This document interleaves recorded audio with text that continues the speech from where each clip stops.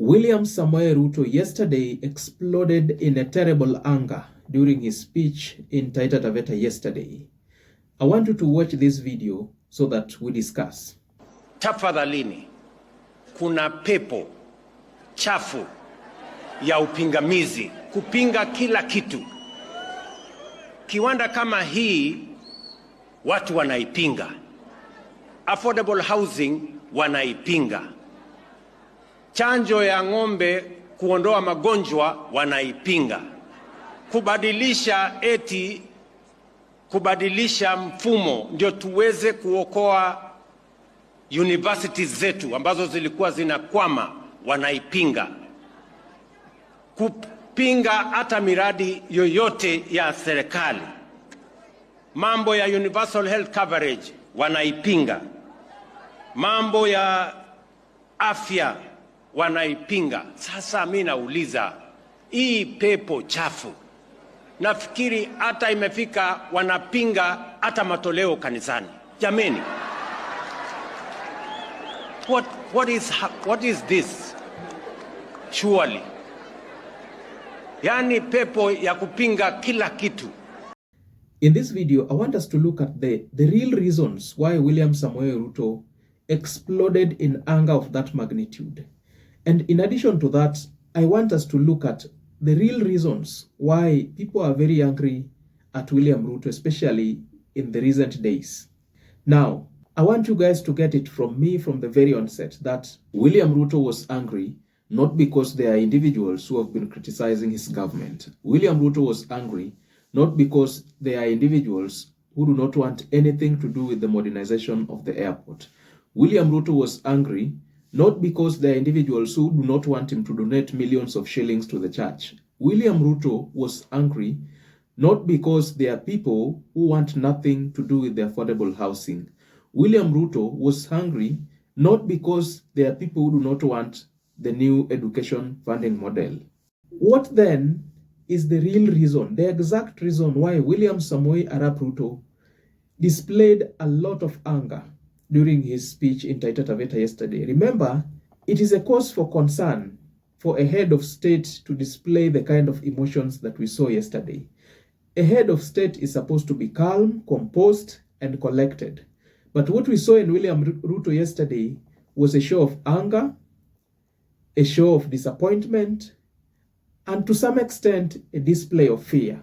So what exactly is the real reason why William Ruto was very angry yesterday? Number one, and these are the only two real reasons. We are going to talk about only two reasons why William Ruto displayed that terrible anger that we saw in Taita Taveta. Number one, William Ruto is still nursing the wounds of forced cancellation of the Adani JKI and Ketraco deals. Remember, William Ruto had consulted this Adani group so that in the end, he could at least find a way of getting finances for his 2027 presidential campaigns. So Ruto was forced to cancel the deals after the US government, Department of Justice, had indicted the Adani group for having involved itself in corruption deals in various parts of the world. These deals that the government of President William Ruto had signed with Adani, these deals were supposed to generate a lot of kickbacks. As I've said, they were supposed to be a cash cow. And this cash, Ruto was supposed to be using this cash to finance his 2027 presidential bid. But because William Ruto wanted to maintain good relationship with the US government, Ruto did not want to be sanctioned by the US government. So he was actually forced to cancel the deals with Adani.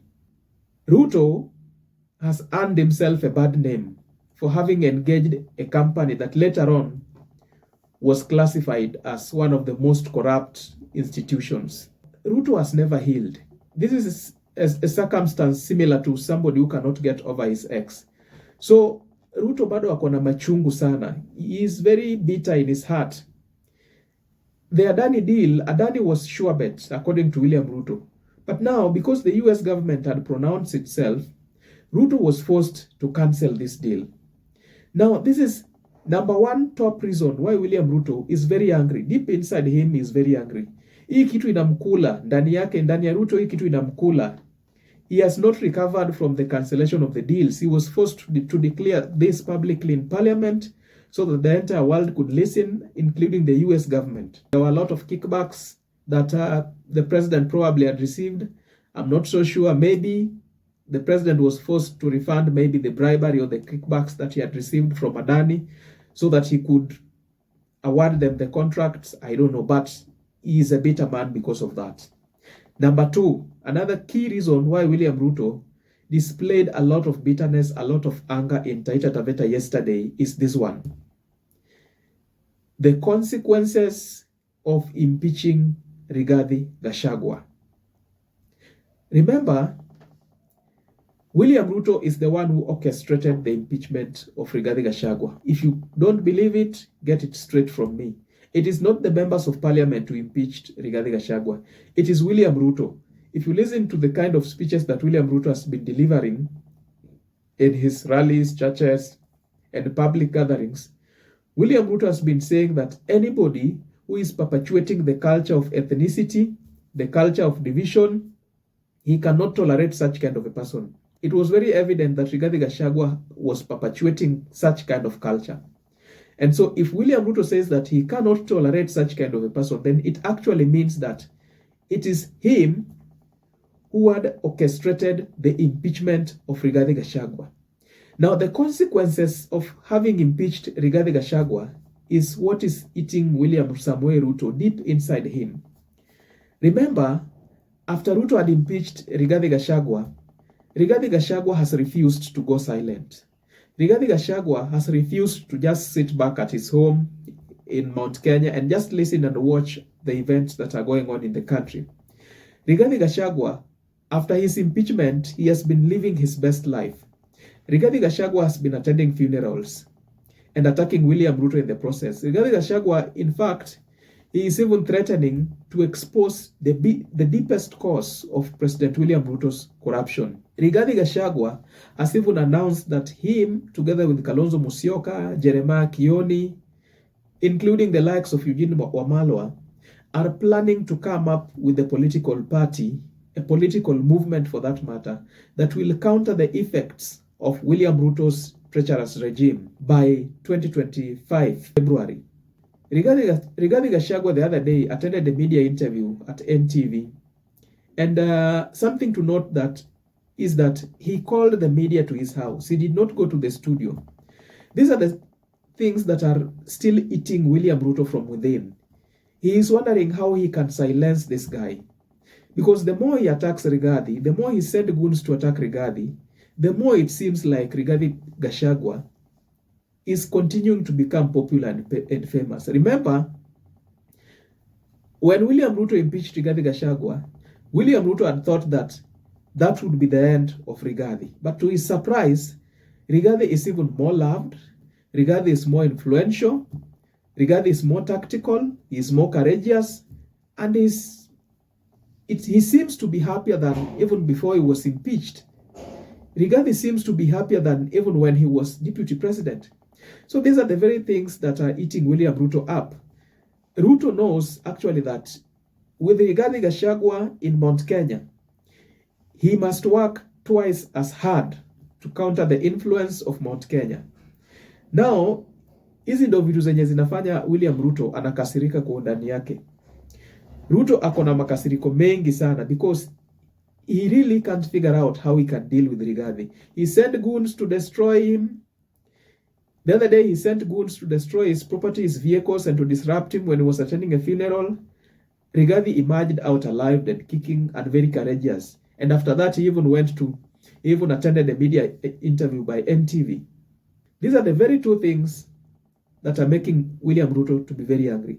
Forget about the narrative that he's saying that, oh, kuna watu wanapinga serikali, mara wanapinga SHA, mara wanapinga sijui affordable housing.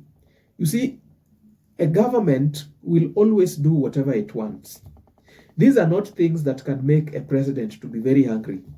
These are not matters that can make a president to explode the way he exploded in Taita Taveta yesterday. The only reasons why William Ruto exploded in anger are the very two things that we've discussed. In summary, William Ruto is nursing the wounds of the cancellation of the Adani deals. And number two, William Ruto has still not outlived the consequences of impeaching Rigathi Gachagua. These are the only two reasons from my own standpoint. Any other thing is propaganda. That is, any other thing that the president claims, kuna watu wanapinga sijui project gani, mara kampuni ya kufanya nini, watu wanapinga. If you are the president na watu wanapinga project zako, that should be none of your business. Your responsibility should be to get down to work and do whatever it takes to revive the economy. Your responsibility should be to get down to work and do whatever it takes to improve the living standards of the people, to create jobs, to build hospitals, to renovate schools, and such like stuff. Now, what exactly are the reasons why people are becoming very angry and very intolerant with William Samoei Ruto? And this is very true. If Ruto says that kuna watu wanapinga project zake, that is true. But those are not the reasons as to why he should explode in anger as Commander-in-Chief of the Defense Forces. It is true that people are very angry with William Ruto. Now, what is it that makes people very angry? Number one, the culture of fake promises. And this one has been flagged by religious leaders. Politicians allied to the opposition faction, the likes of Kalonzo Musyoka. These guys have gone throughout the country and have gone educating people on the culture of these fake promises. In fact, it became so terrible that it attracted the attention of religious leaders. Catholic bishops issued a statement. The Anglican Church issued a statement on the culture of lies. And they launched very, very, very, very thorough attacks on President William Ruto, that the president himself, at one point, he felt very uneasy and even decided to bribe the church. He decided to bribe the church with about 5-7 million shillings. But then the bishop, I can't remember his name, but the bishop decided to return the money. Number two, people are continuously becoming very intolerant and very angry with William Ruto because the Ruto administration is dishing millions of shillings to churches at the expense of schools where children still sit on the floor and hospitals with no medicine. You go to the hospital, you pay the consultation fee, if at all a consultation fee is supposed to be paid, and the doctor writes prescriptions, and then there's no medicine. You are told you go buy that medicine somewhere else. You go to somewhere else, you find that clinic belongs to the same doctor who works in a public hospital. So these are the issues that are causing a lot of public anger. Number three, abductions and kidnappings and detentions in Comunicado. This administration has grown out to be very, very intolerant. William Ruto administration, contrary to what he had promised when he campaigned alongside Rigathi Gachagua, William Ruto has grown to be so intolerant. If you are having a dissenting opinion, if your opinion is different from that of the government, you will always be subject to abduction and intimidation. Men in Subarus will always abduct you and go around with you and leave you somewhere in Ngong, maybe in Ngong Forest, like the way they did to that MP who was abducted in the funeral that Rigathi Gachagua was attending.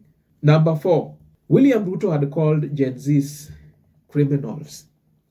Ruto, I remember this very well, during the protests that led to the breach of parliament.